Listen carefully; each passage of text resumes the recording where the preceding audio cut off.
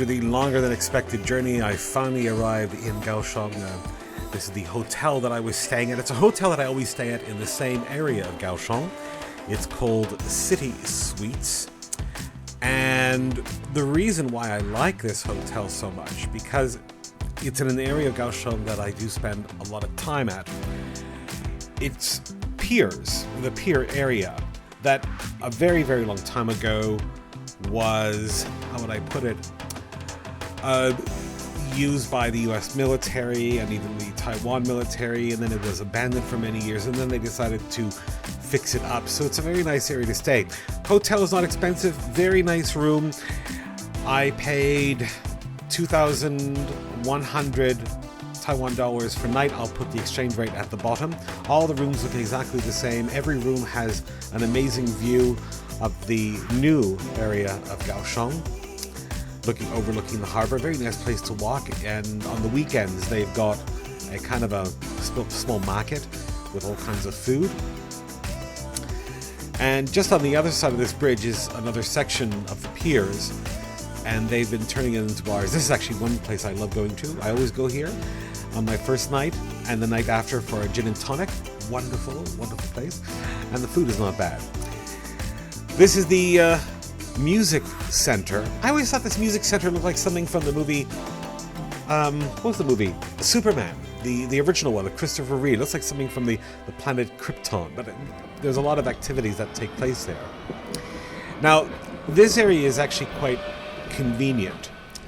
There's a light rail that you can get anywhere in the city. It does a loop. And to walk to the station is maybe about, well, it's about 3 minutes from the hotel. Now, usually this area, there's a lot of people. But I was here during the weekday, just after the holidays. So it was relatively quiet.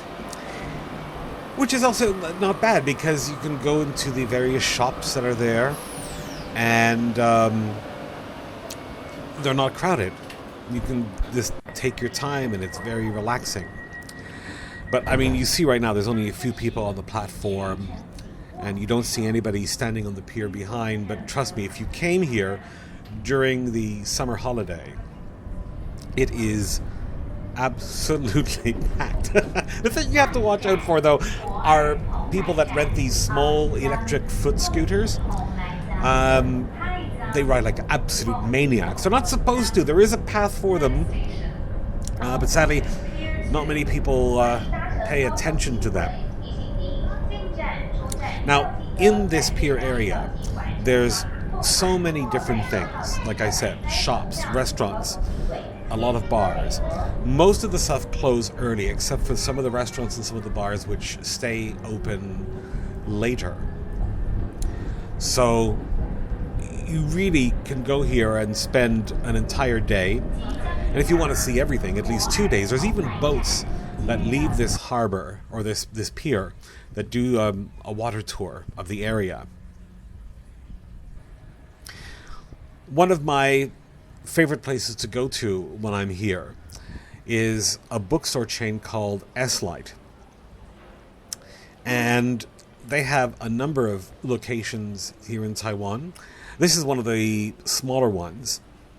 But it's one of those bookstores where, okay, maybe not today because it was during the weekday and summer holiday was over, but you'll find people that go there and they'll sit on the floor and read the books and magazines.